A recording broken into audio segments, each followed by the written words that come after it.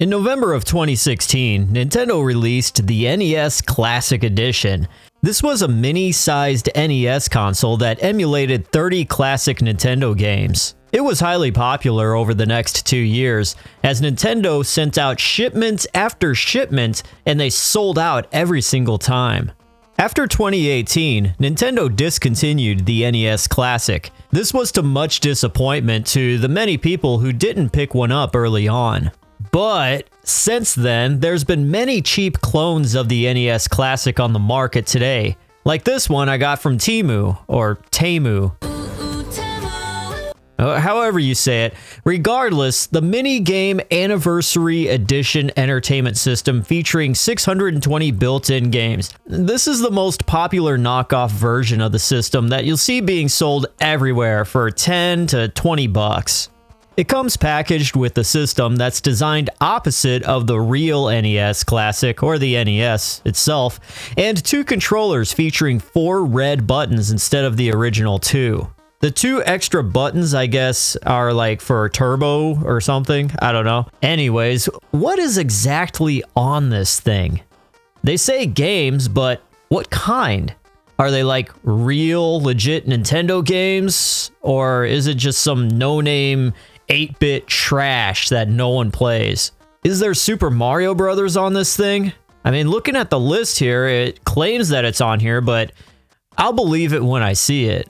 So I'm going to take the AV cables, attach it to an adapter to run it through an HDMI, and you sit back, crack open an ice-cold Crystal Pepsi, or Pepsi if that's all you could get, power this thing on, and let's get to this. The 620 games in one, rip-off NES Classic. Alright, so kicking it off, we've got Contra, number 1. They call it Geyser here, don't know why. Anyways, yeah, it's your typical side-scrolling shoot-'em-up type of game, and it plays really well. So it's just as if you booted up on a real NES console. It's just a whole lot of fun, very challenging. It's better if you play co-op, if you have a buddy around and a second controller, but yeah, it's Contra, classic.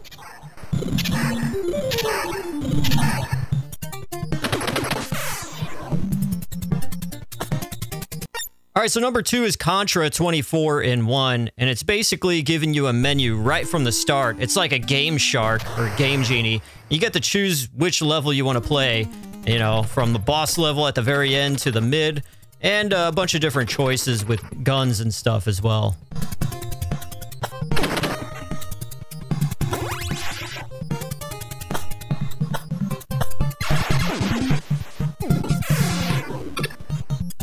Number 3 is Super Contra 24 in 1.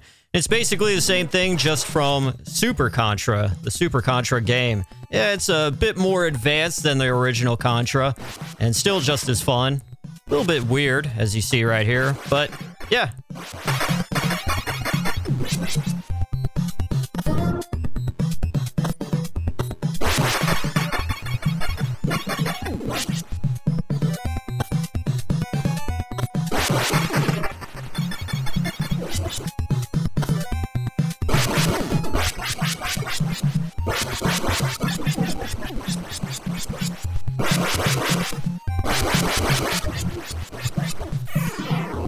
Alright, on here it's Contra Force, but they call it Contra 6 in the list for some reason.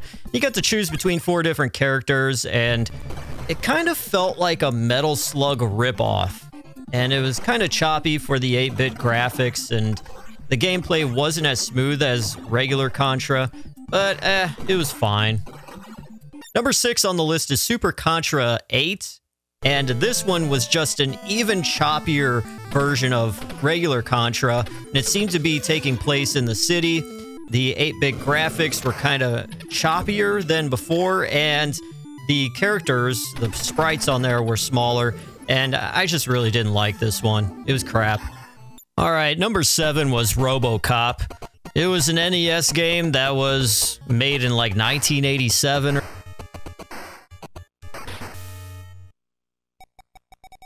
Arrest Mode, 2nd Street, Nash Avenue, Crime in Progress. So it's a side-scrolling beat-em-up style game. And it's for what it is. It was decent.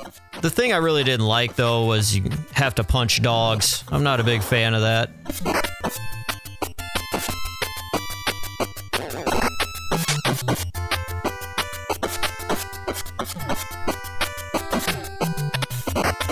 Number 8, we got RoboCop 2, and here he is. He just keeps dumping shells on the title screen here.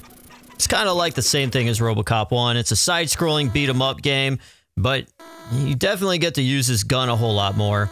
And the physics of RoboCop himself are kind of weird, where as you see him walk, he starts off slow, but he gains speed, and you need to use that to jump to platforms that are further out. And yeah, it's just kind of weird how he's built like that, but you know, he is RoboCop. A lot of that armor is holding him down, so I guess he does need to gain momentum. He's like Bowser from Mario Kart. This one was okay, but I prefer the first RoboCop more.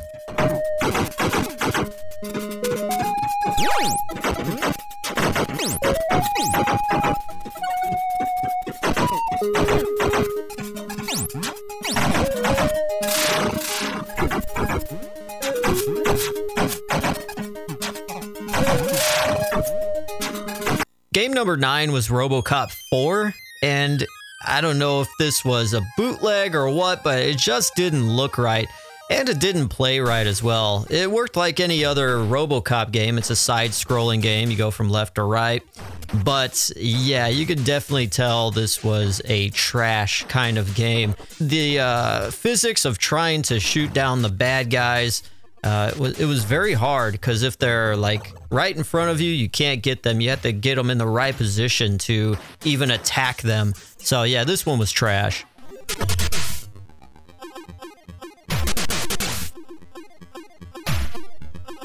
Number 10 is a game called Cage. It's like a platforming kind of game. You start off on a ship that's raining, and you're like this ninja. I don't know if it's kind of like Ninja Gaiden or not, but it kind of reminded me of that a little bit. And I made it to the boss level. It seemed okay. It was decent, but it really wasn't too much of anything that I really liked.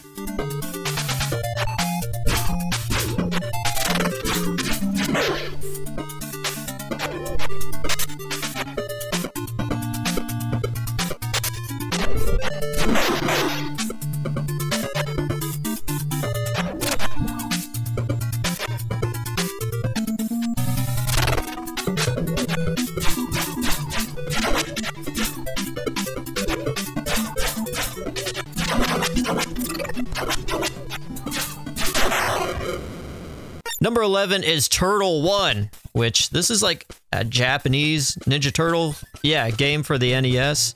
So you have a top-down of the Ninja Turtle, and as you make your way into one of these manholes, you will get into a side-scrolling action-type level, which this is where the game shines more than the top-down version. It was still pretty hard, and I didn't make it all that far in the game.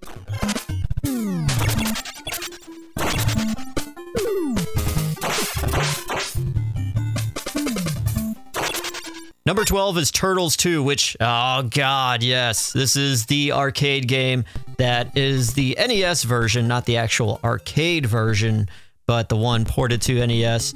And this is where it has all the extra levels. So this is a classic. Now this is what makes this cheap NES knockoff classic system shine.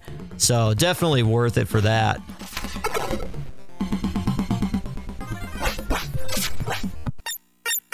Number 13, they call it Turtles 3, but this is Turtles in Time. And yeah, this is just another classic Ninja Turtles arcade-style game. Definitely worth it.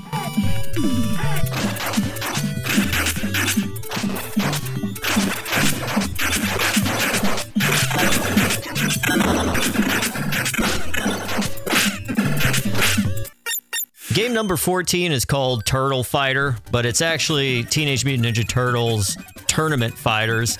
And this is basically Ninja Turtles fighting each other, just all the characters from the series fighting each other in a Mortal Kombat or Street Fighter style. So they decided to make this game to cash in on the whole thing.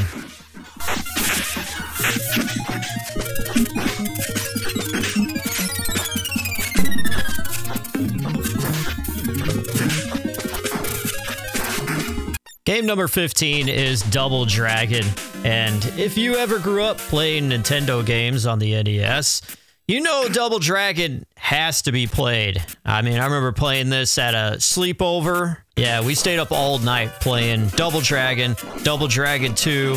Yeah, this is a given. You need to have this for the NES Classic, and it's here, so that's a really great thing.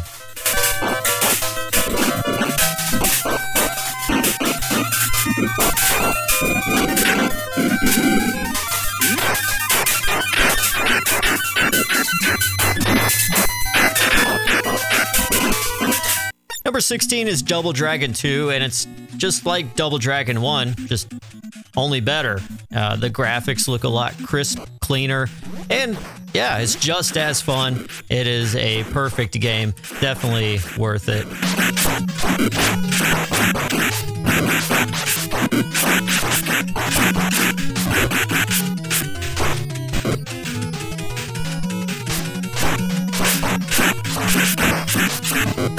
'17, we got Double Dragon 3, which this one was off the streets and you're in rooms and you are fighting people while someone's tied up in the room. And a lot of the dialogue on this version, at least, is in French. So it was kind of hard to play. So I'm like, yeah, it's fun, but I don't understand half the stuff. Number 18 is Double Dragon 4, and it starts with you trying to fight motorcyclists passing by, and it was absolutely impossible to do. I wound up figuring it out, but still, it was a horrible experience, and this game just absolutely sucks.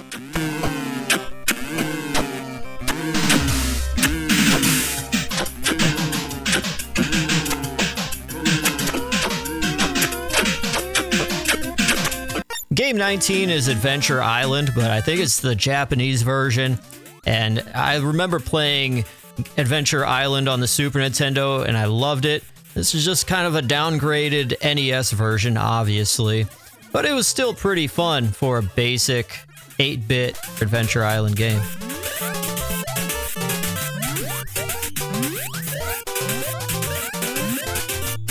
Game 20 is Adventure Island 2, and this one has a different kind of feel where there's a map now. You can kind of travel around. The graphics are beefed up a little bit. It's a side-scrolling type of game where you're on an island and you throw hammers and you wind up upgrading yourself to be on a skateboard. You can control the skateboard, actually, the speed of it, by pushing back to go slower or forward to go faster. Yeah, it's definitely a fun time. And this also introduces a dinosaur that you could ride. So, yeah, it's kind of reminiscent of Super Mario 3.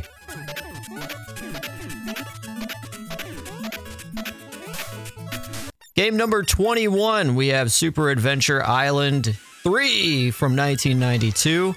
And in this one, your girlfriend or your wife gets abducted by this UFO, and now you are chasing after the UFO, I think. That's the gist I got from it. But yeah, it's just another Adventure Island experience.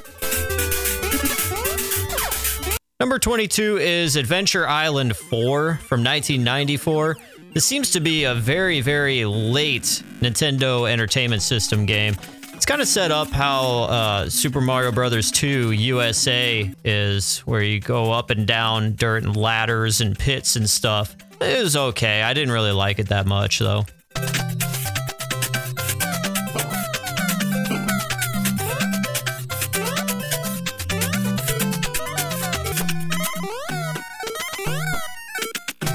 Number 23 is Kickmaster, and this one was a very, very horrible game. Just everything looked bleh. Someone just vomited onto the background. Now, the physics and the fighting parts of the game weren't bad, but the game still just, it wasn't that great to play.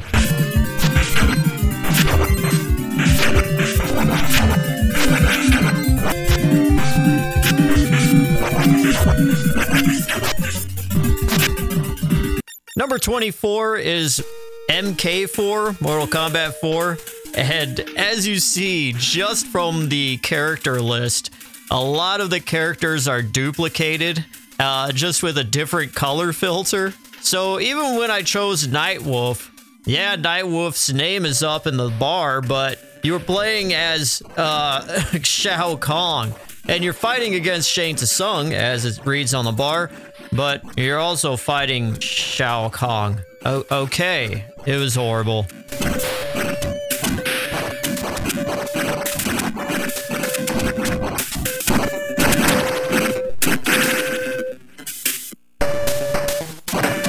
Number 25 is Tank A 1990, and it's a top-down perspective where you have to make your way through these obstacles to basically blow up the other tanks. I couldn't really get the feel for this one. It was kind of hard to play, so yeah, I didn't like it.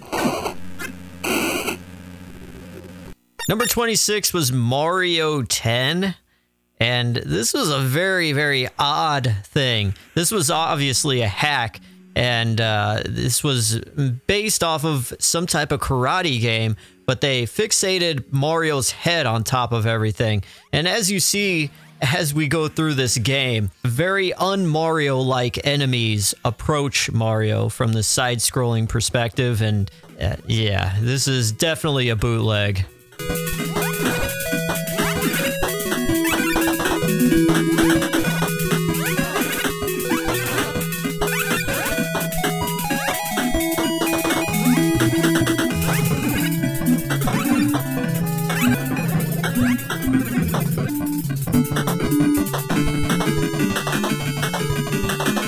Number 27 is Mario 12. It had a fun little opening scene to it there. And I think this is kind of like Yoshi's Cookie or something to that effect. Or it's Mario baking cookies. It's kind of like a Tetris type deal, or a columns. You know, you just match up the cookies as Mario bakes them and they fall.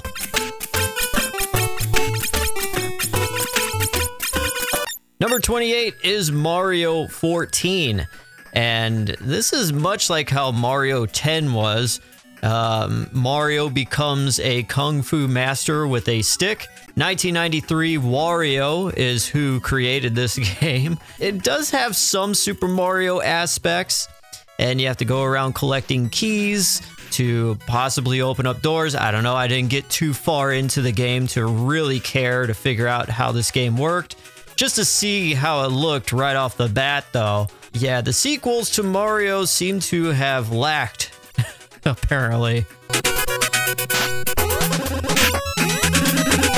Number 29 is Snow Bros. And it seems to be in Japanese, and it's kind of set up with some platforms. You throw snowballs at your enemies, and once they get to a certain point, you can roll them down and knock them out of the way. And in the process, get the other guys out too. It was fun to mess with.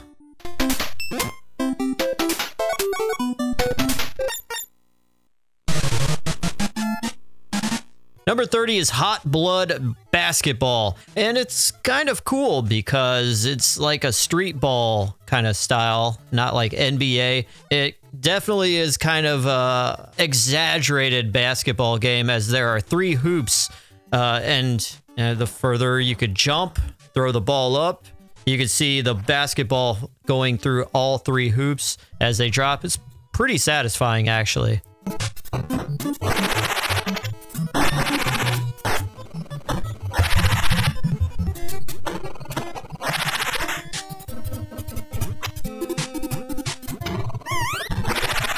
Number 31 is Tecmo World Cup Soccer.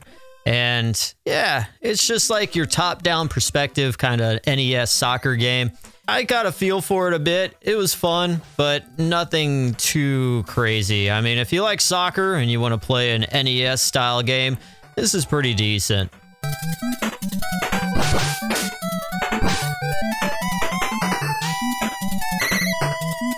Number 32 is Hot Blood New Record, or something to that effect.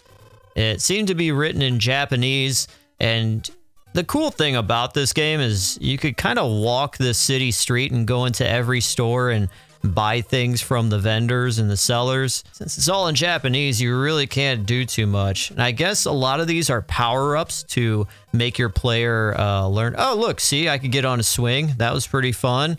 So, yeah, with that, I mean, pretty much that's all you could do. The main event here, though, is playing the track and field. So there's that. I definitely lost my ass playing this, but there's that. Yeah. Number 33 is Ice Climber, a classic NES game. This is definitely a winner for the system.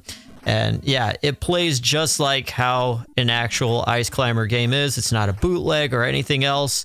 The sounds are all there. The action is all there.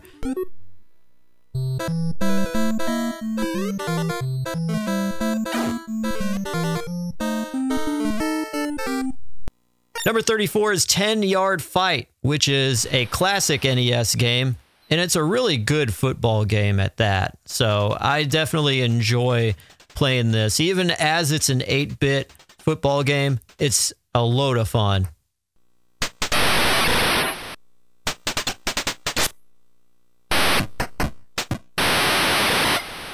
Number 35 is Antarctic Adventure, where you play as this penguin that's sliding down this, I guess, ice track, and you have to dodge holes. It's a pretty fun, cute game. I like it.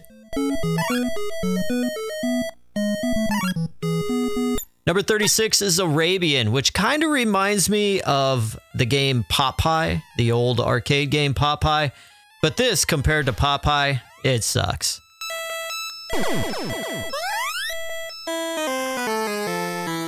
Number 37, we've got Balloon Fight. And Balloon Fight is a classic NES game that everybody should play. It's a lot like Joust, but you get 2 chances if someone jumps on your head. You have 2 balloons pop.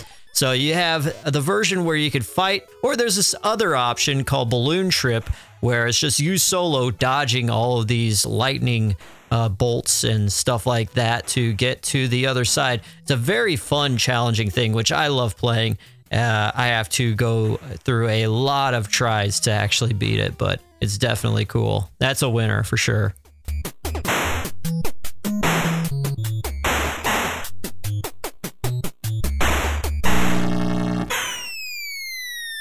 Number 38, we've got Baseball for the NES, and I remember actually playing this back in the day.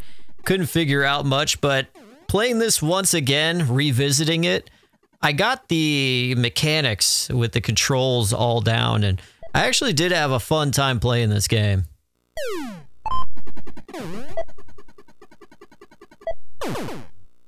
Number 39 is Binary Land. Kind of a weird one. It's a puzzle game where you have to control these 2 penguins on each side of the screen. The screen is split, and it was just too much. No thanks.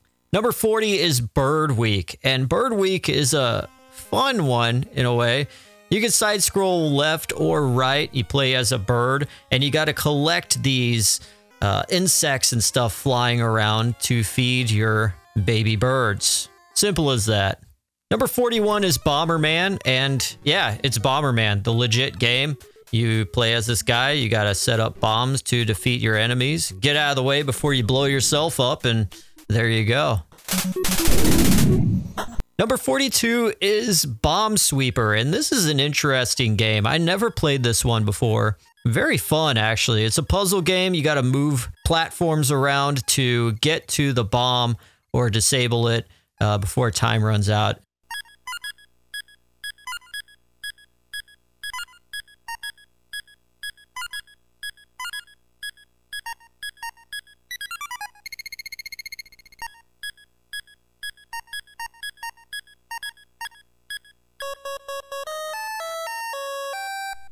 Number 43 is Brush Roller, which it kind of looks like Pac-Man in a way.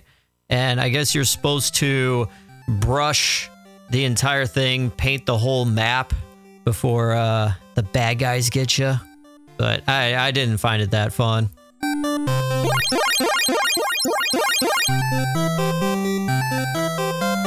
44 is Burger Time. And Burger Time is the classic NES game. It's like a puzzle thing. You have to walk past every ingredient to make a complete burger. Enough said. Number 45 is Chack and Pop. Just looking at this game, I'm just getting irritated. You see the full map on the screen. It's not like a platformer per se. It's just screw it.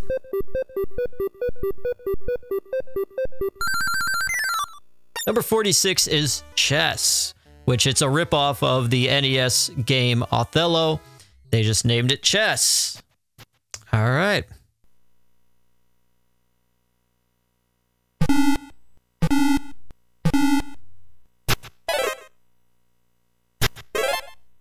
Number 47 is Circus Charlie, and you play as this man on top of a lion jumping through fiery hoops as onlookers in the circus watch you. And for the graphics and gameplay, it wasn't worth continuing on. Number 48 is Clue Clue Land, and this is a classic NES game. And you play as this goober, I guess the best way to call it. And you got to spin around all of these pegs on this map to finally open up and reveal the image that you get from going through all these pegs and revealing coins. Some pegs, when you go through them, don't reveal coins. And yeah, it's a fun, challenging, laid-back kind of game. Number 49 is Field Combat. And you think you're playing an army guy, but no, you're playing a UFO, and you are getting the army men. 50, we've got Defender, but it's Defender 2, apparently. And you're on the spaceship. It's from 1981. So what do you expect from 1981 graphics? There you go. Number 51 is Devil World, with a very upbeat theme song. It's kind of a wacky game because there are crucifixes, crosses, whatever you want to call them. You play as this little green guy walking around. I don't know if you got a whatever. I don't know. Number 52 is Dig Dug. And Dig Dug is another classic arcade game. And you play as this guy digging through the underground. And you find enemies along your way and blow them up. And there you go. Number 53 is the classic Donkey Kong. It's the NES port of Donkey Kong. And it's exactly as you would expect it to be. So anybody that has ever played video games has probably come across this game at some point. It's a great game. Solid.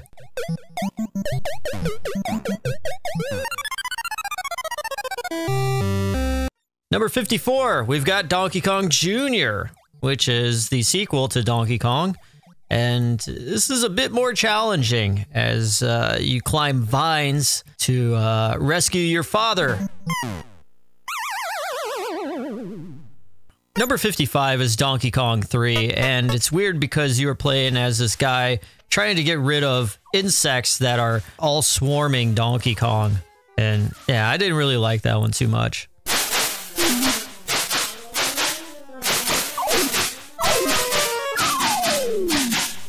Number 56 is Donkey Kong Jr. Math, where you play as Donkey Kong Jr., and Donkey Kong in the center is holding up a number, whether it's positive or a negative number, and you got to climb the vines and capture all of the either plus symbols, subtract symbols, along with the numbers to reach that amount that Donkey Kong is holding up. It's an educational game made by Nintendo. That's it.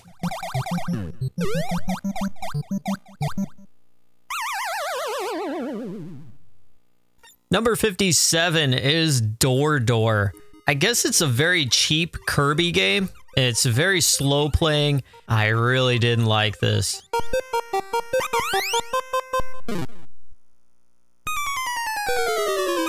Number 58, Excite Bike, a classic NES game.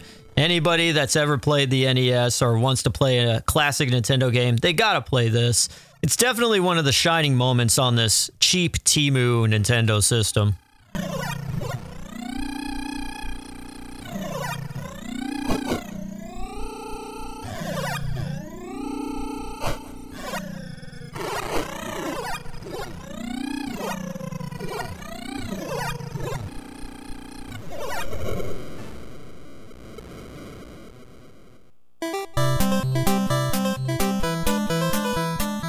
Number 59, Exerion. You play as a spaceship flying through this outer space world, and you shoot down all the bad guys.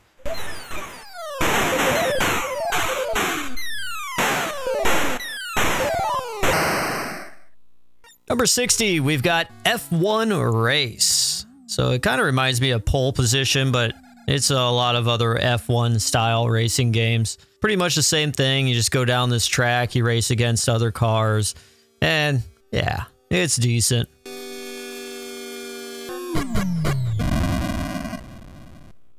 '61, we got Formation Z. This one is weird because it has a lot of great graphics, shadows. Just look at the mountains in the background. This was definitely a very, very cool 8-bit game. Number 62, we've got Frontline by Taito. And Call of Duty, eat your heart out. Because this is the real war simulator. Number 63, we've got Galaga. This is my dad's favorite game. You play as a ship, and you scroll from right to left, and as you see the bad guys form up in front of you, you blast them away. The classic arcade style game.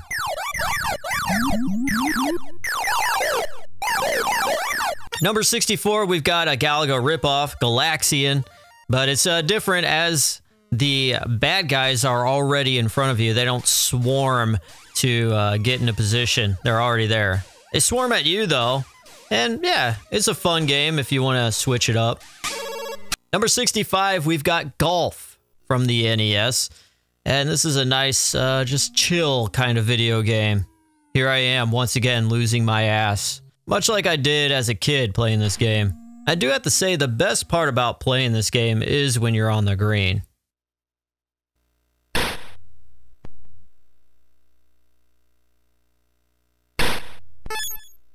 Number 66, Raid on Bungling Bay.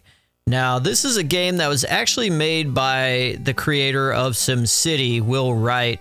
And this is actually where he got the idea to create the game SimCity by making cities and towns in Raid on Bungling Bay. That's a nice historic game to include in the package. Number 67, we've got Hyper Olympic. And you basically run in the Olympics, much like any other foot race. I lost.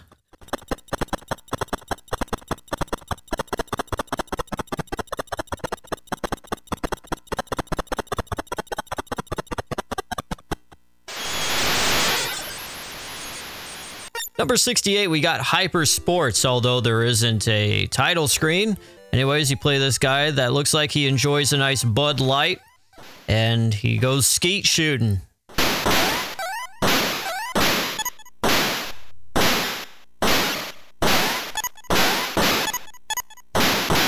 Number 69, nice. We've got Joust, and this is the classic NES game I used to play with my dad all the time. You play as this bird, or you're a guy on top of a bird, and you got to get the other guys on top of their big birds. Yeah, it's just a good old fun time. Number 70, we've got a game called Karateka. And this is a game I think is really awesome. It's kind of creepy in a way, but the shading, the 3D art, it makes it seem like it's more than just an 8-bit game. Like, it looks like it's a game that was made today, but to look retro. But this is a really old game, and it's really cool how it's set up. And as you move along in this land as this karate guy, you get, you know, approached by all these bad guys, and you got to beat them. And the movements and everything, how you fight these guys, look very lifelike. It looks like they were taken from an actual video of people doing karate movements. But it's definitely a cool, weird kind of game I've never played before.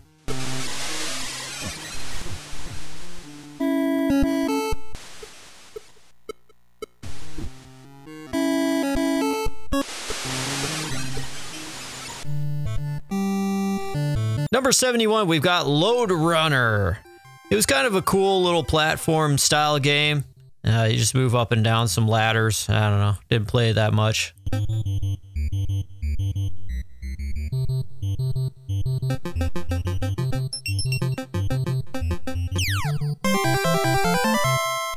Number 72, we've got Lunar Ball. I guess it's like pool?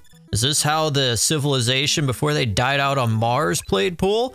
I am not sure, but it sucked.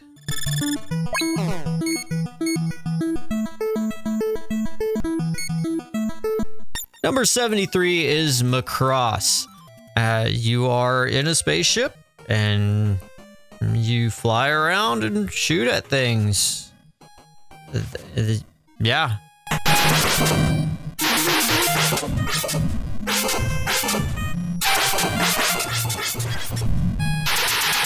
74, we've got Jewelry. And I guess it's, you know, you drop these little pieces of gemstones. You got to match up the color of the gemstones to clear them out. We've got the Statue of Liberty in the background. It's a puzzle game.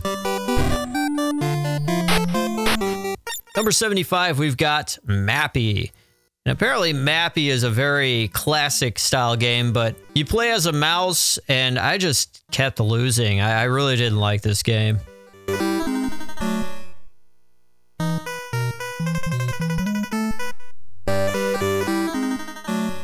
Number 76, we've got Mario Brothers. Now, this isn't Super Mario Brothers, it's just Mario Brothers, and it's like that bonus game that you could play on Super Mario Brothers 3.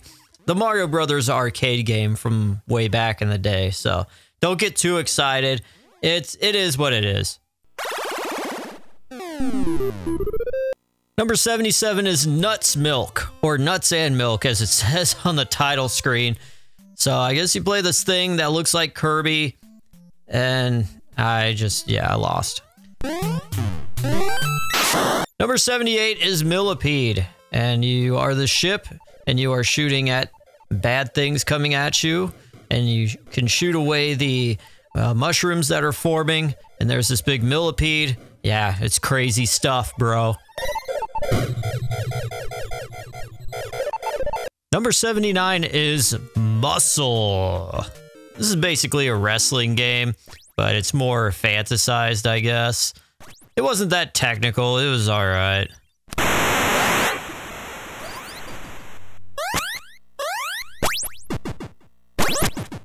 Number 80, we've got Nibbles, which is like Snake if you ever played that game on a Nokia phone.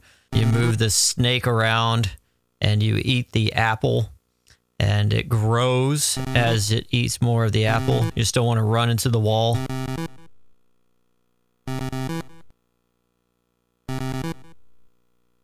'81 is Ninja 1.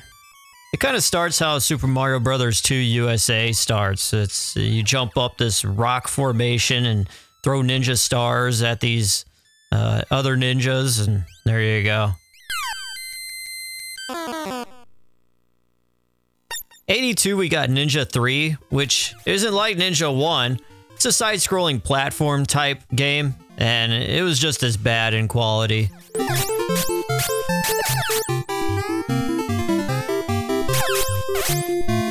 '83, we've got Road Fighter. This is like a cheap knockoff Spy Hunter top-down car chase type game.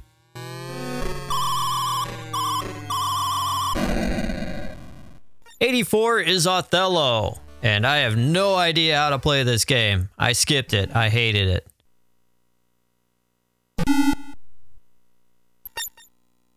'85, the classic. We've got Pac-Man. We all know what Pac-Man is. It's there. It's good. Moving on.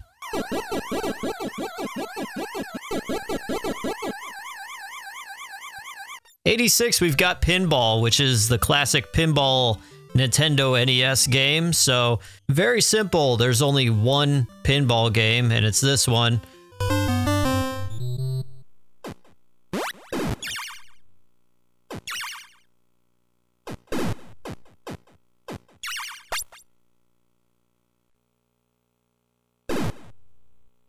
Number 87 is Pooyan, and apparently there are a lot of games with this same kind of mechanic happening. You control these little people dropping this elevator down, and you also control the person in the elevator who is shooting these arrows at the would-be enemies that are floating down to the ground to get you. So you got to make sure you pop their balloons before they reach the ground safely. And yeah, it's very fun, challenging too. 88, we get to Popeye. I love playing this game. Played it all the time on the NES. It is a classic, so fun to play. You got to collect all these hearts from olive oil. And as you see in your little house to the very top left, you collect them. And the cool thing is you could get the spinach to the side and beat up Bluto.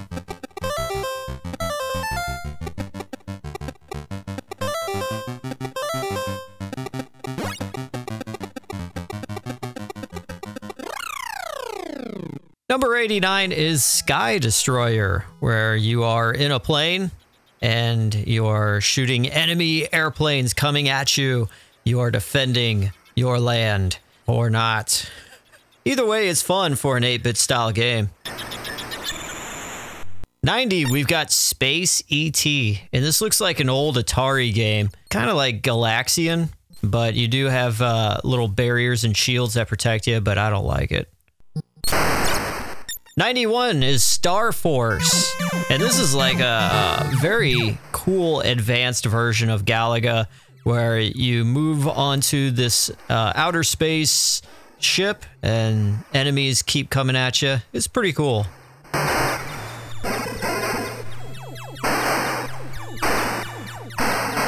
92, we have Tennis, the authentic NES tennis game. I could play this game for hours. It is just so fun, just playing tennis. And I'm not even a tennis player, but I love playing this game. 93, we've got Urban Champion. It's like a fighting beat 'em up style game. I love the music and the aesthetic of this game a lot. For such a simple fighting game, it's actually really good. I like it.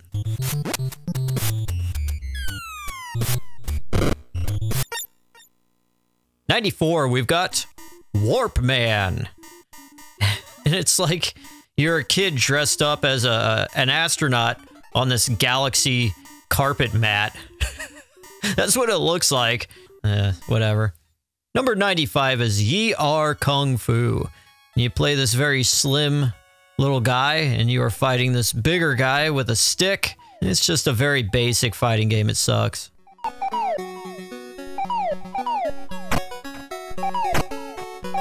Number 96 is Zippy Race, and you are on a motorcycle racing cars, and you gotta stay on that road, bro. If you don't stay on that road and you hit the grass, you wipe out. So look out for that. It's a basic kind of racing top-down style game.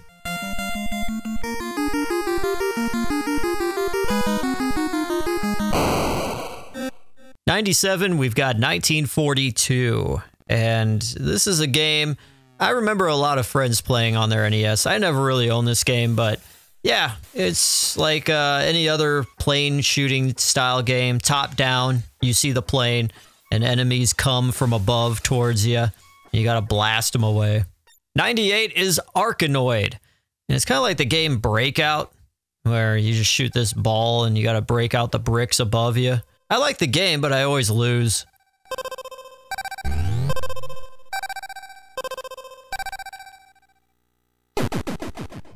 99 is Astro Robo Sasa. And this is a weird one where you control the guy by shooting at the ground. You gotta shoot at the ground to float up into the air to, yeah, shoot the balloons and what have you. Very weird way to control the character. Number 100 is B-Wings. And there's a lot of build-up when you play this game. It has this whole animation of you flying off into space and oh yeah, this is gonna be epic, man. But then it just kind of falls flat and it's your basic shoot 'em up spaceship game. Ugh. 101 is Badminton. And man, I love badminton in real life. On here, it was kind of the same way. It was, you know, physics. I was pretty impressed. So I stuck playing this game for quite a while. It was good.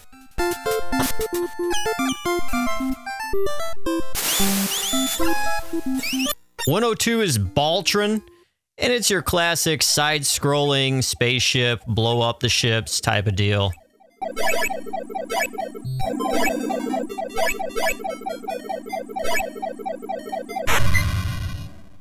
103 is Bokosuka Wars, and I just couldn't get the hang of this thing. It was very, very crappy, but hey, you know, I tried, and the end screen was semi-entertaining.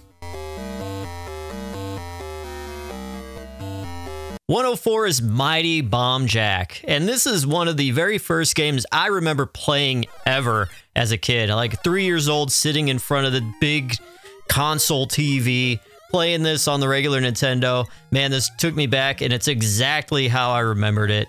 And yeah, this is an automatic hit. Definitely worth the price of admission for this game.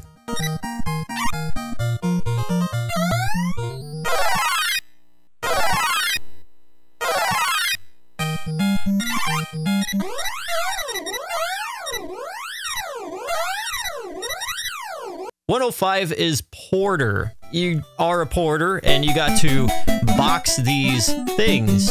And it's just kind of like a puzzle game, and as you progress through the levels, things get more challenging. And that's about it. You get the gist? All right. 106 is Chubby Shrub, and you're gonna see that there are a lot of games that have this same map and everything, just the sprites are different.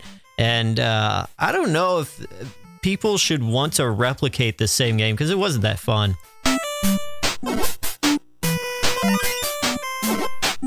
107 is Destroy, and it's along the same lines as the game Wrecking Crew for the NES.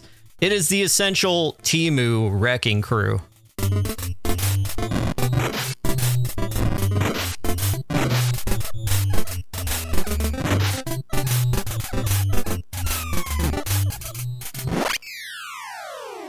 108 is Dig Dug 2, and Dig Dug 2 is kind of different, where all of the monsters and everybody are on top of the grass. They're not underground anymore. It was just weird, and I really didn't like it. 109 is Doughboy, and you play as a soldier in war, and the map is very basic. Kind of looks like one of those rollout rugs that have the streets and stuff on it. It kind of looks like that. It was kind of fun to aim and shoot at enemy soldiers, but overall, it was a crap game. But anyways, the object of this game is to cross the entire map, grab a key, and that will take you into the next level. I gotta give them credit, because the maps are different. They're not just the same map with a tree changed here and there, so there you go. 110 is Dragon. Made in 2000, and it's basically a game of Snake, just with a dragon's head and a dragon tail. So, there you go. Dragon. You can never get enough Snake. That's all I gotta say.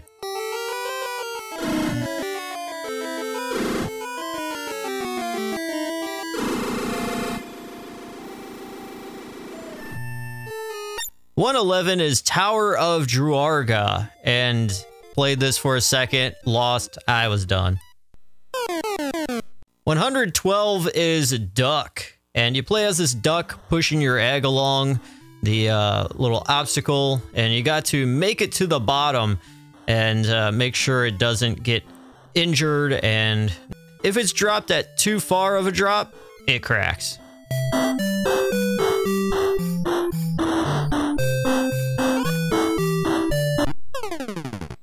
113 is Elevator Action, and I actually really loved playing this game. For how simple it was, the simple graphics and everything just looked very pleasing.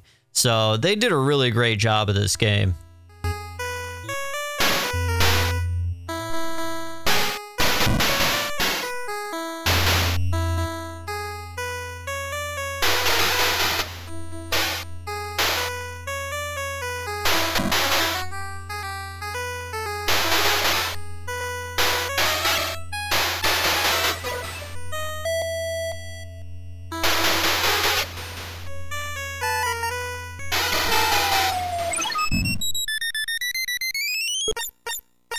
114 is X'd X's. This is your basic scrolling upwards style spaceship shooting type game. Yeah, boring. 115 is Flappy. And you play this chubby little guy and you push some balls around. Yeah, it's whatever. I didn't care.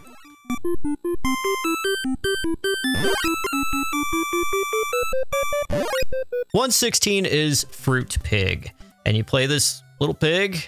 There are two trees on the left and right side of the screen. And from the trees, fruit falls. And you just gotta collect the fruit as it falls. And it has a counter of how many different fruits you pick, and yeah.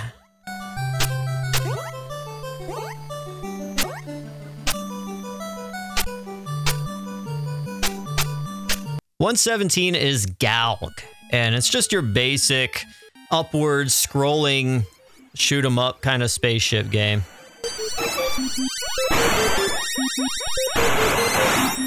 .118 is Gaimos, and this one actually looked pretty decent.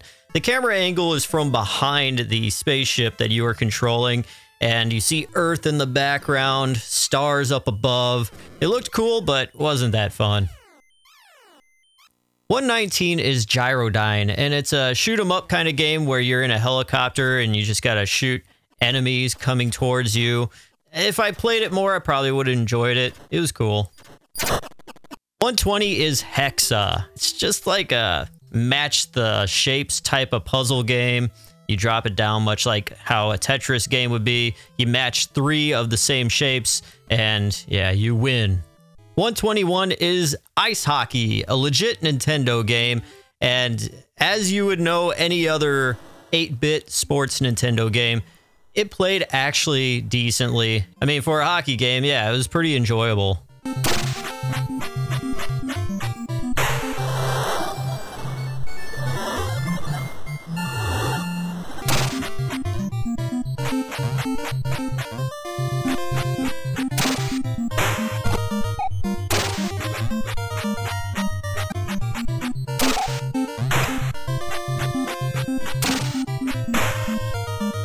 .122 is Lot Lot, and this one is probably the dumbest game that I've ever dealt with. Or maybe I'm just dumb and I couldn't figure it out. But regardless, if it isn't fun and easy to play right off the bat, I don't want it. .123 is Mega Max. Now this, I really did like the kind of 3D-ish kind of look to it when you're scrolling on the map. And as you scroll along the map, you pick up all of these different things that could beef up your ship to the point where you'll become this big, huge robot. So this was very different and crazy to see this spaceship have legs and walk around as you defeat your enemies. It's actually a very, very cool game.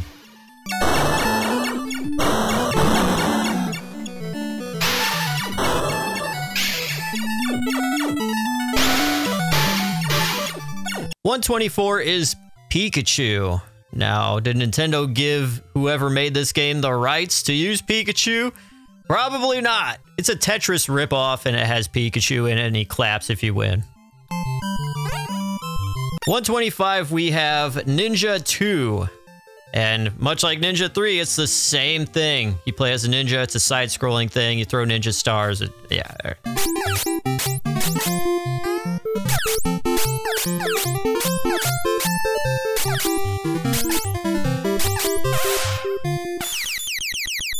.126 is Obake no Q-Taro, and it's using the same map as that game before, just different sprites. Still sucks.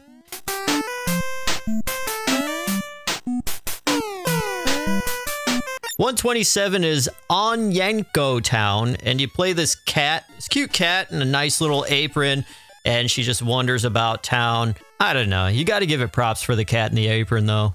.128 is Pac-Land, and instead of Pac-Man in his usual place, he's walking through town where there's buildings and you have to jump over fire hydrants. Yeah. .129 is Patchycom. I think this is some type of Japanese arcade game. It's kind of like a weird pinball type thing, whatever.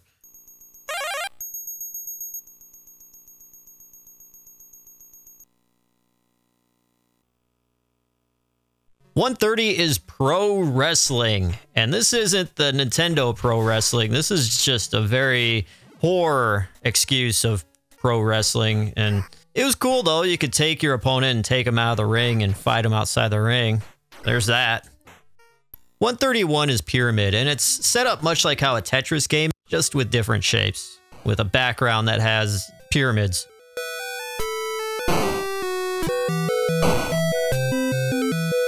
$132 is Route 16 Turbo.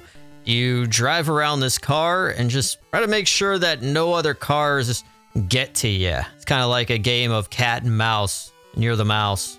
Now, one cool thing about this game is when you leave one part of the map, you think you'd start at the other, but no, it'll open up to a much larger map where you could then go into other levels. So it's a pretty big game for such a simple game. 133 is Cycross, and this is kind of like a side-scrolling road rash where you could beat your opponents while you race them type deal.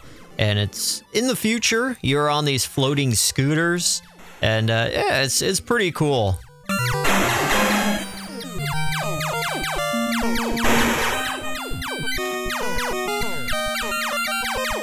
$134 is Slalom. And this is a classic game from Nintendo. It's made by Rare, so you know it's good. And you are on some skis, and you go down the slope, and you got to dodge, jump, and do all kinds of stuff. I really did enjoy this game. And just never mind the person you're controlling mooning you half the time.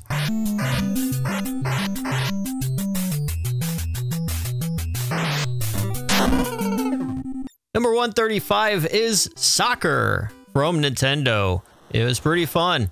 Just that the soccer ball didn't move that well, as much as you would expect it to move.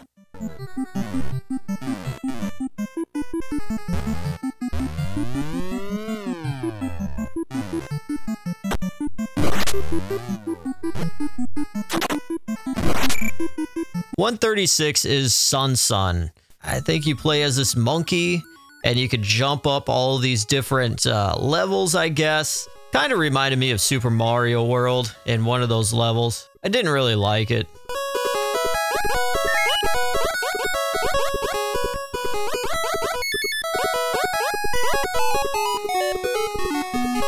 $137 is Spartan X, but it's actually karate off of the NES. So you play as this karate guy and you move from left to right. However, the ninjas are coming at you, your enemies, and you kick them, knock them off the ledge, so on and so forth.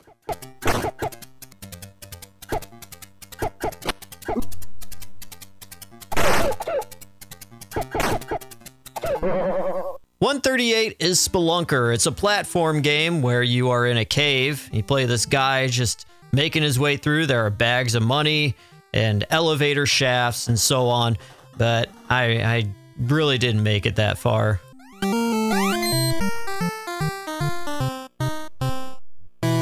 $139 is Spy vs. Spy. I remember this game on Nintendo. I saw it, never really played it, but this one was actually pretty fun. Now, you play as the white spy, and the black spy is coming after you. You gotta sabotage things in his room, or vice versa, and, you know, play pranks, basically, weapons, so on and so forth. It's Spy vs. Spy. If you know Mad Magazine, you know what we're talking about. And then also, you just beat the crap out of each other.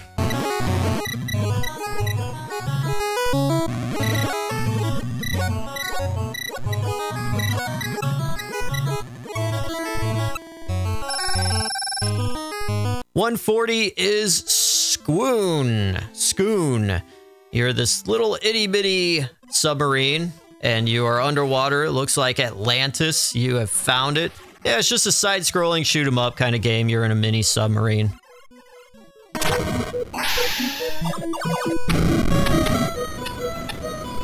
$141 is Star Luster. And it actually looks like you're inside the cockpit of a spaceship, and you move around. You have your radar there that shows little dots where your enemies are. It's actually a really cool first-person simulation for just a 8-bit little console. 142 is Super Mario Brothers, the game we've all been waiting for. Is the game on the system? Yes, it is. And is it in all of its pure glory? Yes, it is. All the sounds are there, the physics are there, the colors are there.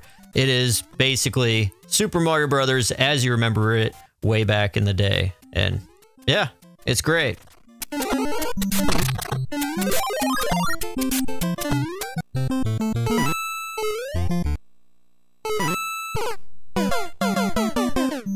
$143 is Tetris 2.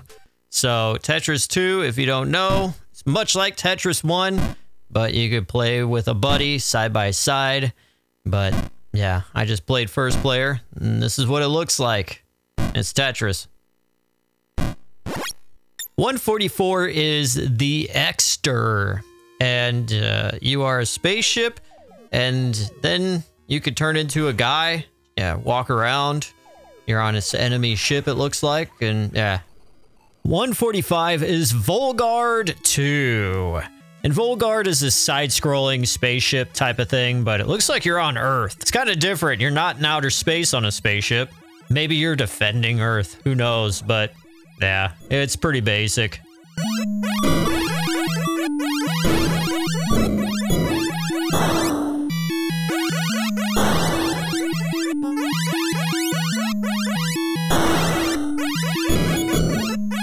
$146 is Volleyball, which was made by Nintendo, so this is an authentic Nintendo game. It was pretty fun to play. It's just your basic black box NES Nintendo sports game. The coolest thing about this is the movements the players had when they're not hitting the ball.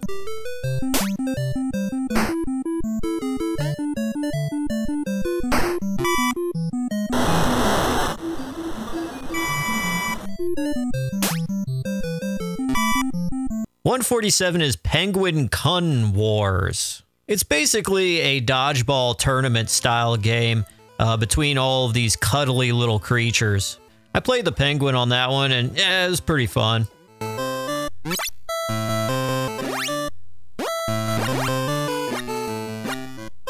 $148 is Xevious, and it's a side-scrolling to the top style shoot 'em up type of game. You're in a spaceship. And it looks like you're blasting away washers, I guess. So there's that. 149 is a gem of a game. This game is called Challenger, and you got to help get your girlfriend, or whoever that is, in the cabin of the train. Get her out of there, and you jump up on top of the train. You just got to throw knives and find your way into the train, beat the boss, and win your girlfriend. Obviously, I didn't on that. 150, we have Mach Rider, a futuristic style racing game. You're on a motorcycle, and it's kind of like Road Rash in a way, too. So, yeah, it was pretty fun.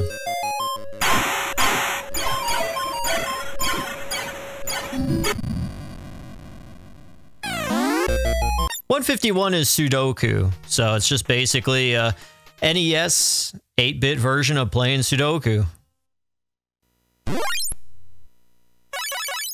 152 is Aquarium. This one you play as a fish and you just eat fish food from this frog teddy bear type thing that keeps throwing food at you.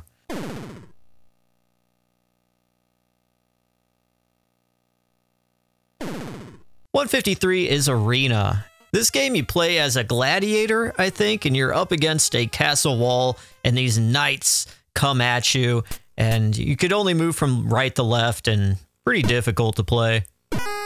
154 is Air Alert, and as you probably already know, you are in a plane. It's a top-down perspective. You fly forward, shoot enemy oncoming airplanes, and you can bomb things down below, and there you go. 155 is Awful Rushing. Made in 2004. Who would have thought? But Awful Rushing was pretty awful. It's a very, very difficult game. You try to get any kind of speed at all, you're bound to run into something very soon. I sucked at this game so bad. 156 is Aimless from 2004. This one kind of has a Star Fox-ish type look to it. Off in the distance, you see a deserted island, and you fight these weird pterodactyl things. You keep shooting at them through this crosshair.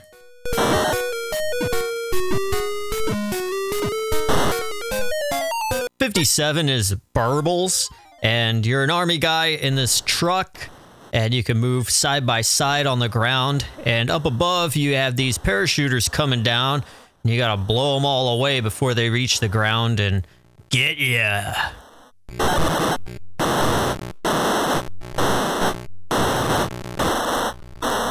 '158 is Burrow Explorer, where you're this guy that looks like you're a Pokemon trainer, and you have just a little bit of light, and you have to make your way through this dark cave. 159 is Bugs War, and it's kind of like a battleship type of thing where you got this map and you can kind of guess and pinpoint where bugs are. 160 is Bomb King, and it's much like Battleship too.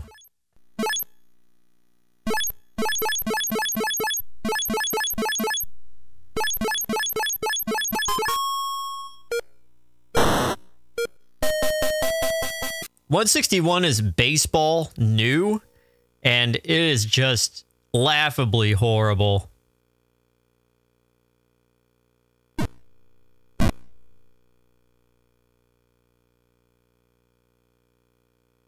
'162 is Bubble from 2004. We all remember that one. You're this machine on the bottom of the ocean shooting at these, it looks like zombie versus plants heads. That's the best thing I could call that.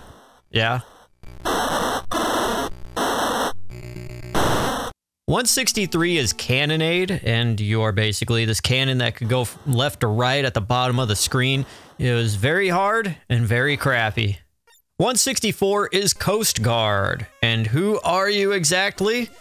Well, you are a plane trying to bomb boats. 165 is Cub Adventure, which is just a top-down puzzle game where you play as a little cub, and it's... Man, the music to this, you're going to hear it in a lot of these games coming up. 166 is Death Bomb, and it's basically another Battleship ripoff.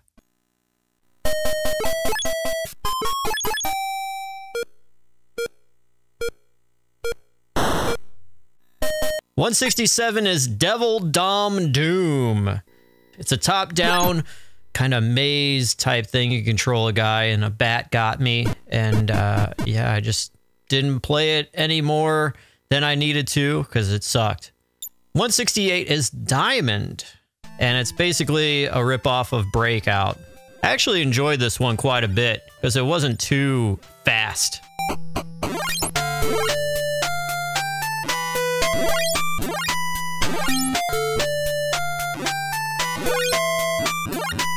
169 is Dune War. You are in the center of the screen. You could shoot from all different angles towards things coming at you. Yeah, whatever.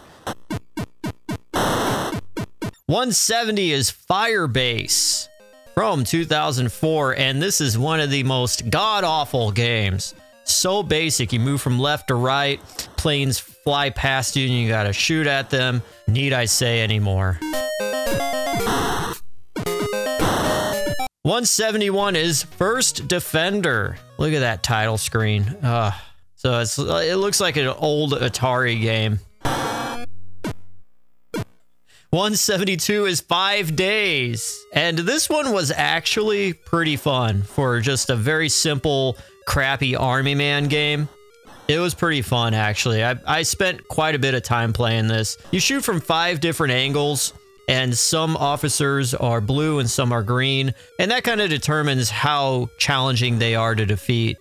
173 is Frantic Mouse. And this game, you play as a mouse, and you have to jump from cloud to cloud, working your way up the screen. This is actually pretty fun. Very challenging too. So you can't really control the mouse when you jump. So it's like once you jump, you are dedicated to that.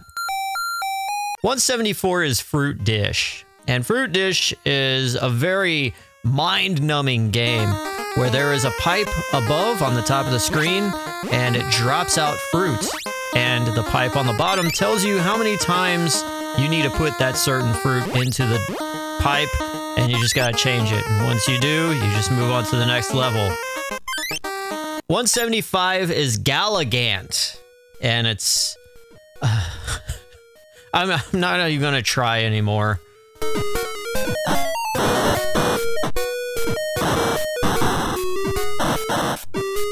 $176 is Garden War. No more, please, stop. 177 is Gate. Yeah, you control this little tiny mushroom. It's hard to see, but you move around and you go through all these different gates and it places you in different spots on the map. You gotta find your way to the right gate that makes you exit.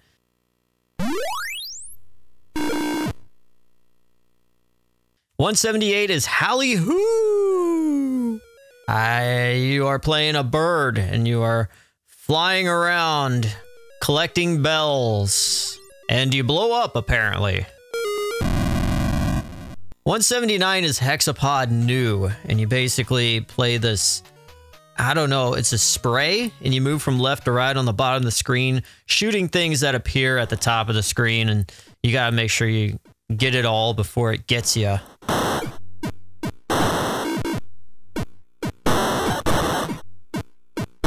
$180 is Hexapod War, and there's this kid with a net. It has nothing to do with what we are seeing here, which is we are underwater. We are controlling a fish, and you got to eat things that are smaller than you. 181 is Labyrinth, and you play this girl that is on this map, and I don't care. 182 is Lunarian. Another classic, I'm sure, and oh my god. No more, please. Stop. Oh my god, yes. 183 is Mad Xmas, and you are an elf catching all the treats from a very mad Santa Claus from the clouds above. He keeps throwing treats down. He's pissed. He's done with Christmas. That's it. 184 is Motoboat, and you play a boat going down the stream, but it looks like it's just a rip-off of Spy Hunter, and I got tired of that.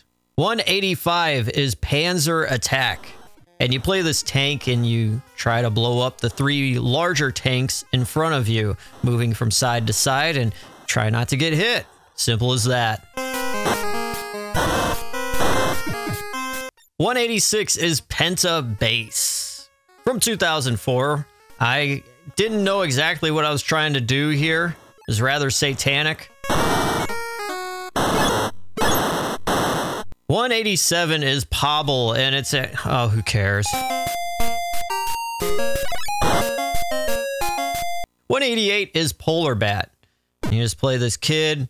You try not to get hit by things falling from the ceiling. You move from side to side. Shoot at things that fly across the screen. Yeah. 189 is Rural Goblin. I know quite a bit of those in my small town here.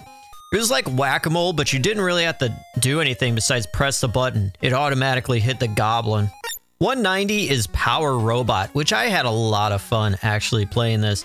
It was very hard, very challenging, because you would think you would land on the platforms, but sometimes you would just fall right through it, so you had to get it just right. 191 is Season Garden, where you go through 4 different seasons, and it's just like a game of whack-a-mole. You have to move from 9 different areas, just whack all the mean people coming up from your garden.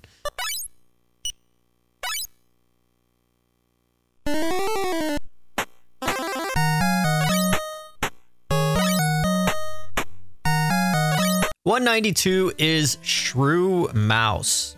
It is kind of like a game of Snake, but I didn't understand. It's like 3 snakes at once or something.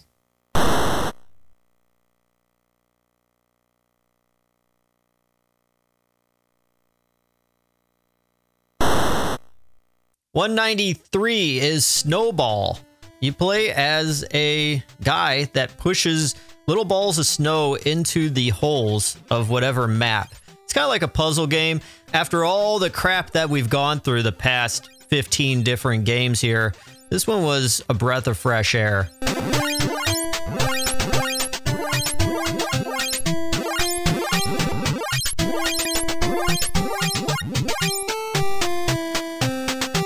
$194 is Starfighter, and it's just a bunch of the same crap, moving side to side, shooting at things flying towards you.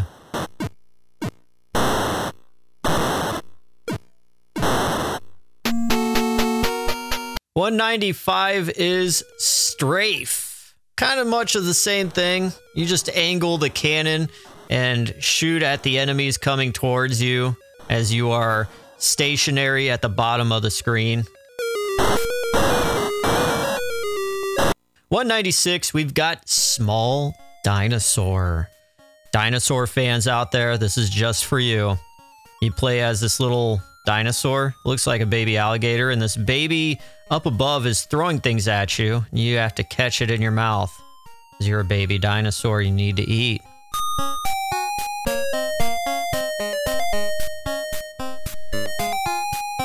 $197 is Silent Hunter. This is what all the war buffs would be playing all the time. It looked very complicated with the dual screen kind of action here, and it was very slow and stupid to the point to where I didn't want to invest any time into figuring out what this game was. 198, The Archer. I thought this was going to be cool, but it's more of the same crap. You move from side to side, shooting at enemies up above you, and then you also got to dodge these spiky ball things. 199 is Twin Cards. This is basically like a memory style game. You flip one card and you got to flip another, match it, you know.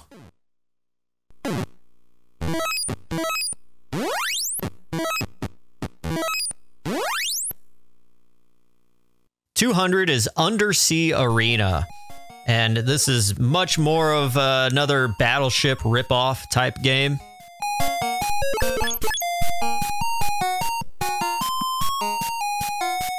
$201 is Warrior. Yeah, you just kind of control this guy shooting at things. Yeah, that's about it.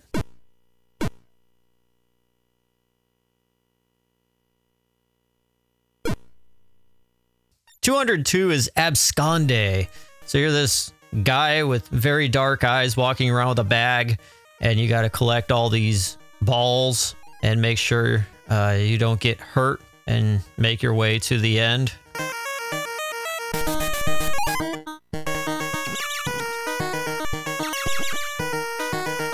The music sucked and I timed out. 203 is Aether Cruiser. This one was a little different than your average just spaceship, side to side, shoot upwards. You know, it was kind of cool. You could kind of control where the ship moved a little bit more, but still sucked. 204 is Aim Cruise, and you kind of control your ship wherever you want on the screen from left to right, up and down, and you get to shoot at enemies coming from left to right. It's basic stuff.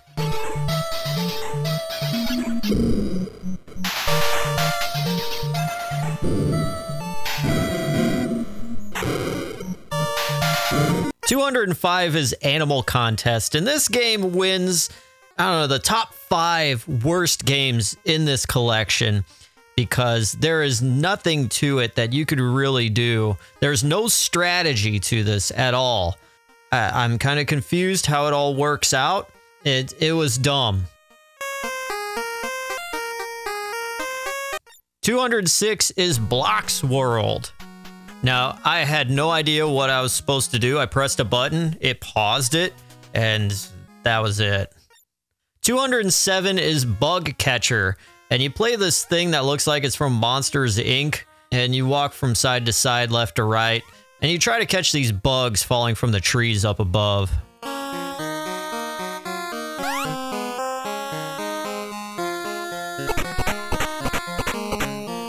$208 is Busy Bar. So you play the bartender and you have to serve your patrons the right thing that they order. And that's it. 209 is Candy Workshop. And so you got these things coming out of the pipes on the right side, and you just gotta box things up on the conveyor belt to your left side. 210 is Contest. It's a really great contest. What do you win? Disappointment. You're the ship, and you just keep shooting at this other ship that's coming very slowly towards you. 211 is Cookies Labyrinth. You basically walk around this maze collecting things, and you win.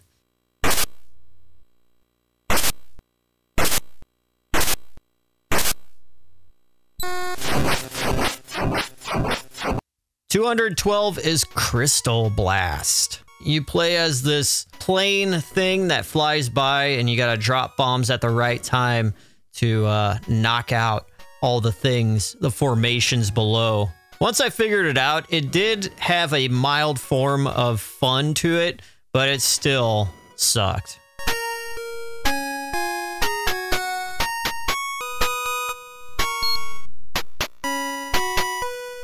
$213 is Deformable, and it's like a Spy Hunter ripoff, and you got two tracks at the same time. You control the one on the left side, and it was just too hard to play.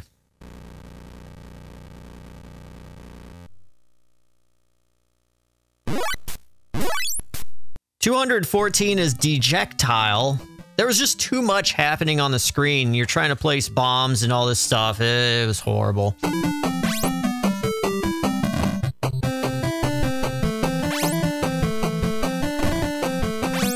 $215 is Egg Contest, and you're this rat trying to collect these eggs dropped from a conveyor belt from this very flamboyant chicken rooster thing at the very top. The way he walks was just funny, so that's what got a chuckle out of me.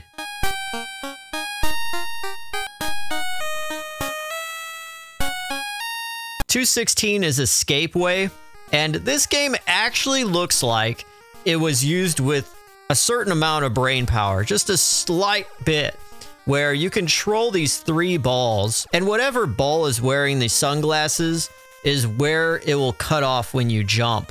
At some points, you got to make sure it's on the second one or the top one. $217 is Fairy's Treasure, where you play this fairy and you've got to basically reach out and grab all these gems from below you. And as you see, the fairy is trying as hard as she can. The bigger the gem, the slower the fairy's going to take to carry it up to the clouds. You got to strategize a little bit. $218 is Falling Blocks, and it's just a Tetris ripoff. Cool thing about this is that some of the blocks that fall are just single little itty bitty blocks.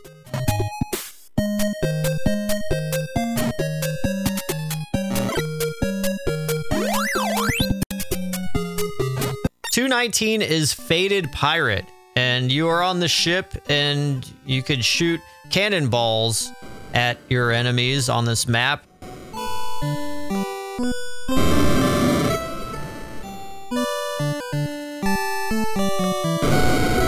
$220 is Final Blood. You're in a first-person view of a double cannon type thing, and you just move around and shoot at trucks, basically.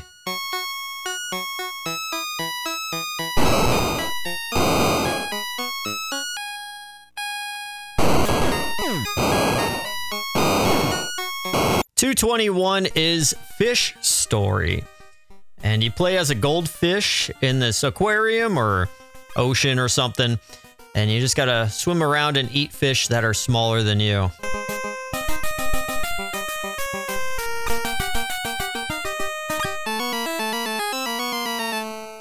$222 is Fling Ball. This one was kind of cool. There's a robot that is blocking you, but if you shoot at the right time, you could get past him and hit the board behind.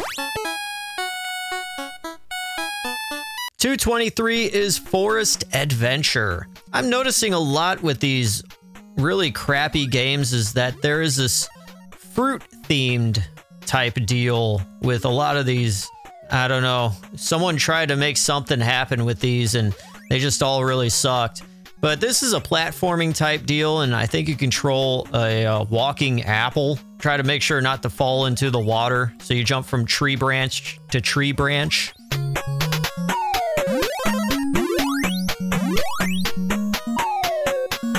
$224 is Fruit Gift. And you have these two silhouettes of different fruits passing by you. You're in the center, and in the center you choose whichever fruit is matching with the silhouette. You just toss it to side by side. Yeah. 225 is Ghost Castle. And you play this little army guy, it looks like, with a wand. And you gotta shoot at the ghosts and vampires, whatever.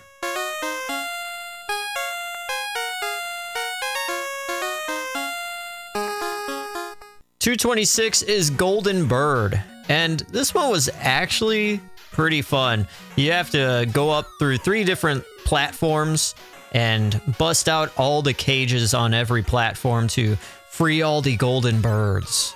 The music really sucked, though.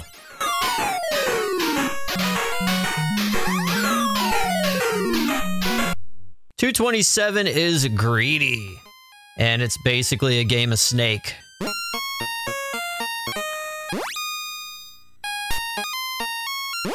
$228 is Hammer and Nail. And you play as a hammer, and there's these nails dancing around, and you gotta nail the nails in the right holes. Like, you can't just nail it in a square. You gotta make sure it's over a square that has an X. $229 is Happy Match. And you just gotta match the cards. It's a game of memory. I really dig the little squirrel thing that dances. He was very happy about me matching. Then as you progress, the levels get more and more cards and blah, blah, blah. 230 is Ice Ocean, and you play as a mermaid at the bottom of the screen, scrolling left and right. Now there's blocks of ice at the very top of the screen, and these 5 fish show up.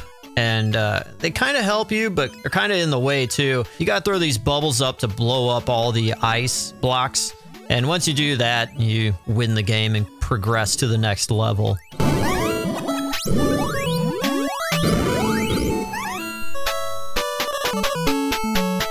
$231 is IQ Champion. Now, I don't know if it's a joke because the person that made this game probably had a double-digit IQ. And it absolutely was trash. It sucked.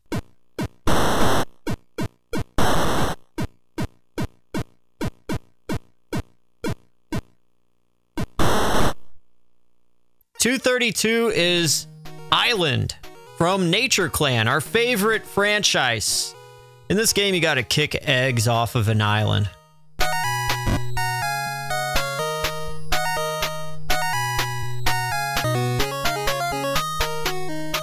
$233 is Jump Jump. This game I really did love. There wasn't some annoying music with it or anything. It's very simple. It's jump up all these platforms past this waterfall to get to the very top. Simple game, really fun.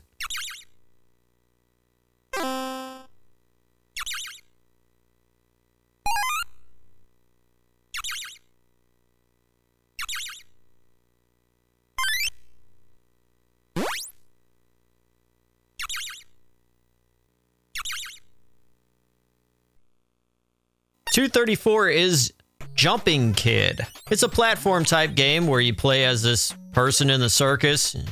First level, it's nighttime, the amusement park's flashing, you gotta jump over the frogs. And every single time you jump over something and you don't die, they play some fireworks off in the distance. The second level is you jump over elephants. The third level, you jump over dogs on a tightrope. And 235 is Lightning, and it's one of the more crappier Spy Hunter ripoffs, and it's from a top-down perspective. Yeah.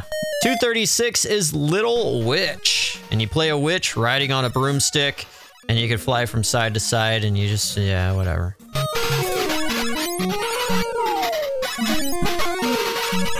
237 is Magic Egg, where you got these 2 eggs. They pop out of the hole in the center, and you gotta choose if it's a bad egg or a good one. If it's bad, you want to drop it. If it's good, you want to keep it.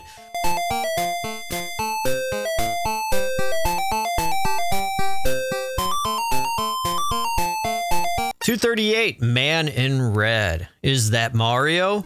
Oh, no, it's not. It's just another scroll left or right, shoot up at the UFOs thing. I did spend a little bit of time playing this game, though. 239 is Mechano, and this is basically you just match the shapes with the blank paper above you.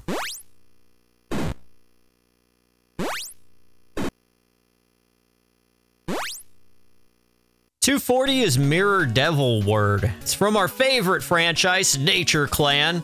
And you have these 3 mirrors shooting at you, flames and all types of stuff. I didn't get the gist of what I was needing to do here.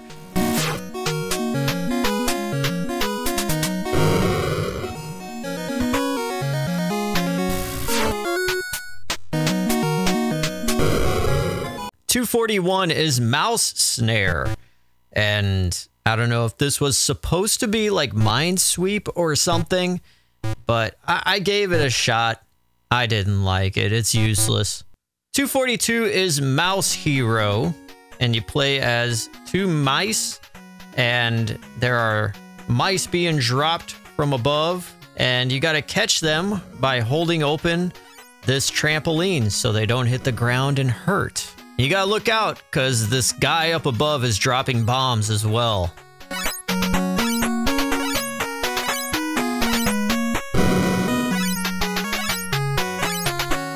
$243 is Mowing. We all love mowing, don't we? Don't we, bars? So you mow a lawn, but on this lawn there are obstacles you gotta move around. Some things give you a power-up, make you move faster. And there is sometimes a dog that will chase after you if you pass by it close enough.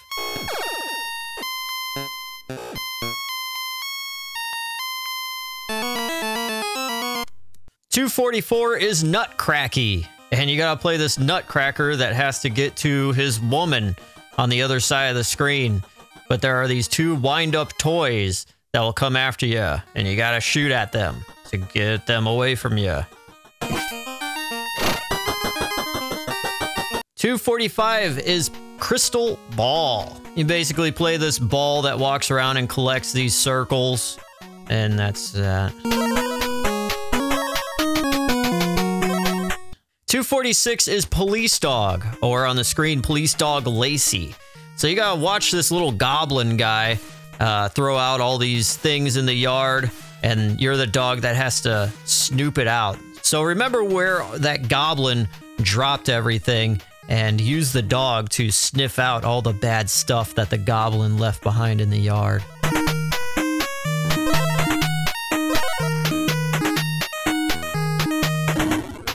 $247 is Police vs. Thief, Violent Chasing. You play as the cop trying to get the bad guy going through this track, and I wound up getting him.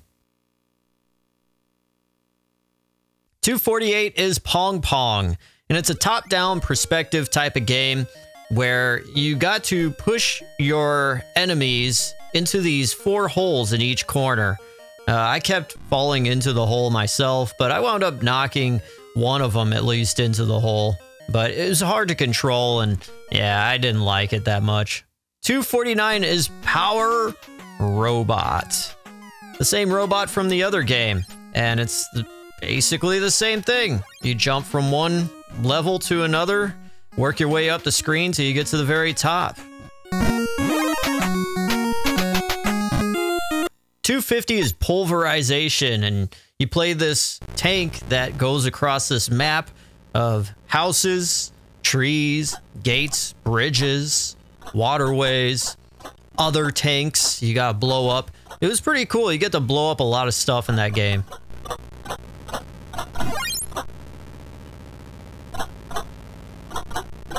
.251 is Rabbit Village, where you got to save rabbits that need to be pulled up out of a burning hole with an elevator that you made yourself, and you gotta watch out from enemies falling from the sky as well.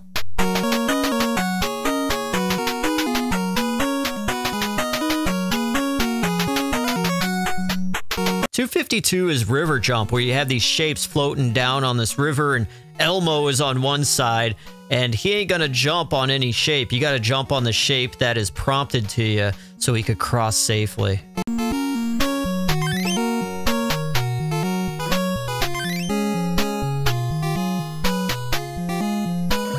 .253 is Seaport Grawl. This is one where you play as a tank, and you got to shoot at the big ship floating beside you, up above you. And yeah, it was crap. .254 is Seawolf. Now, Seawolf, very action-packed. There were flames and everything, dude. It's awesome. Very violent.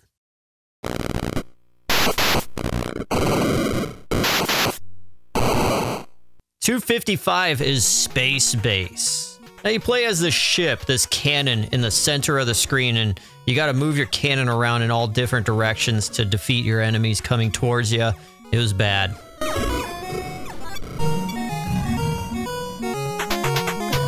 .256, aw, Spider-Man 2? This is gonna be awesome. No, it's not. It's the side of a building with 7 windows, and you play this Spider-Man looking guy, and you shoot these white balls at this big tarantula, and that's about it.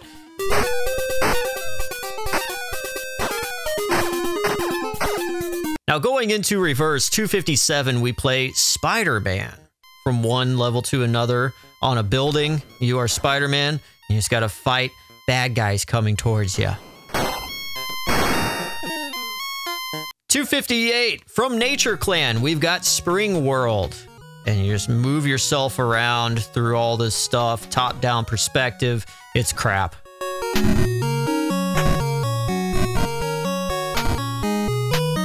.259 is Star. You play a dragon that's almost like a spaceship in any other game, moving from left to right, and you just shoot things out of your mouth towards all the bad people.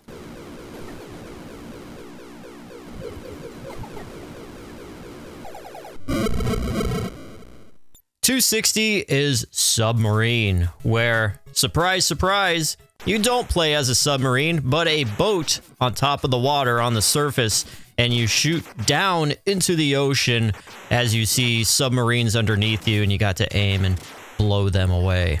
.261 is Through Man. Through Man is this guy on a jetpack flying from the left to the right of the screen, and he could run into construction work along the way, and he is shooting at blue jays, apparently. And he could run right into a mountain, so he's not very through. .262 is Toy Factory, where at the top of the screen, it shoots out colored things.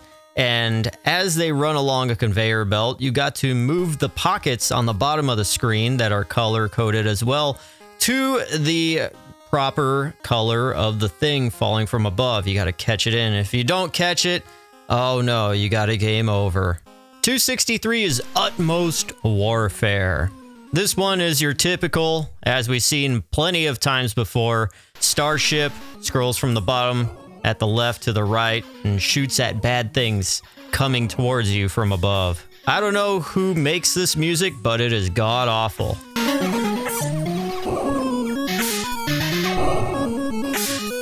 .264 is Vigilant, and it's the classic spaceship shooter from left to the right.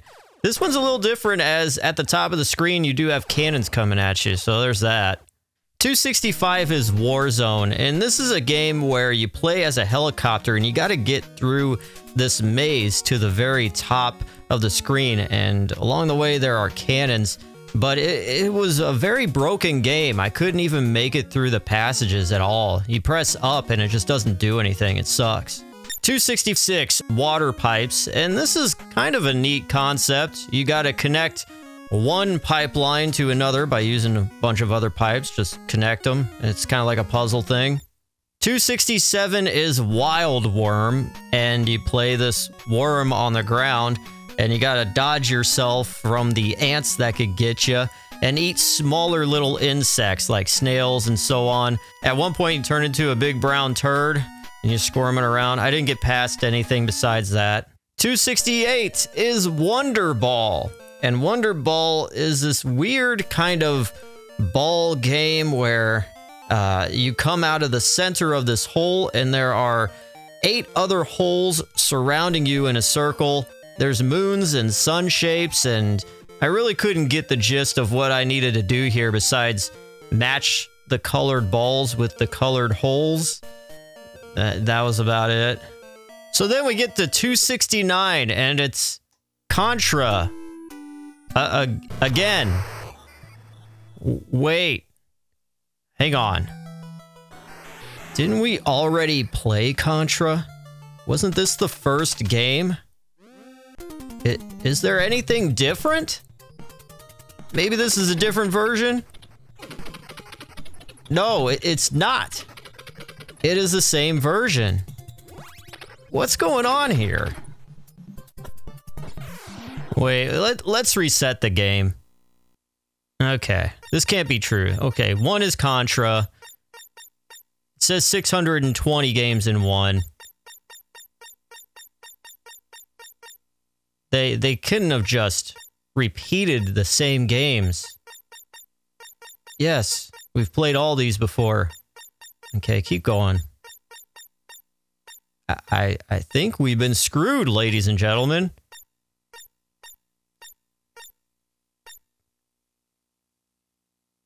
Yeah. So what they've done is basically load this system with 268 games and then just repeated it 2 or 3 times and called it 620 games in one. This is a crock. But let's see the silver lining here. Let's take a look. For all of the games that this thing has, it definitely does pack a punch for something that is no more than 20 bucks. And yeah, this thing is highly bloated with a bunch of crap games that you will never, ever in your entire life ever want to touch again just playing in a few seconds. But it definitely does have more than enough Nintendo games that are just absolute classics that you'll want to go back to this system and play over and over again. And looking off the list right away, we've got the Ninja Turtle Arcade, the Ninja Turtles, Turtles in Time, Ice Climber, 10-Yard Fight, Balloon Fight, Baseball, Clue Clue Land, Donkey Kong, Donkey Kong Jr., Donkey Kong 3, Donkey Kong Jr. Math. It's a Nintendo thing, but that one even sucks. But regardless, Excite Bike, Golf, Mario Bros, the arcade version, Pinball, Tennis, Urban Champion, Ice Hockey, Slalom, Soccer, Super Mario Brothers, Volleyball, Mach Rider, and also there is Popeye, which Popeye you don't really think as a legit Nintendo game, but it was made by Nintendo, and Popeye is one of my favorites. I loved playing growing up, and it wasn't included on the legit NES Classic Edition, but it does on this one. So that is a big gold star for this one compared to the NES Classic. So the big number of 620 games on this thing, it's kind of deceiving, but if you really want to get technical, yes, there are, but there are only 268 games on the system that are different. I definitely do say that the 30 good, decent games on this thing definitely make up for all the sludge that's on here. There are some games on here that are non-Nintendo classics. You got Joust on there as well, a bunch of others, which I would say going through this all, there's at least 50 good games on this thing. So yeah, take it or leave it. I think this is a good bargain. I would still say if you could get your hands on a legit NES Classic Edition, definitely pick it up because, I mean, It's all the good stuff. Super Mario 3, come on. Woo! This was a long journey, and I'm glad you were able to be a part of it with me. So I think by this point now, if you're still watching this, we are very, very good friends. We've gone through some really good times, some really bad times, but all in all, I say the destination wasn't the thing that mattered the most. It was the journey along the way. I think that's what people say. Yeah. Anyways, thank you guys for watching this. I hope you enjoyed it and at least gave you some insight on what these knockoff NES Classic game systems are all about. And yeah, until then, I will see you next time. I am DJ Glowing Ice. If you liked this video, make sure to share it with a buddy or friend or an enemy for the bad games on this thing. And I will see you next time. Peace out.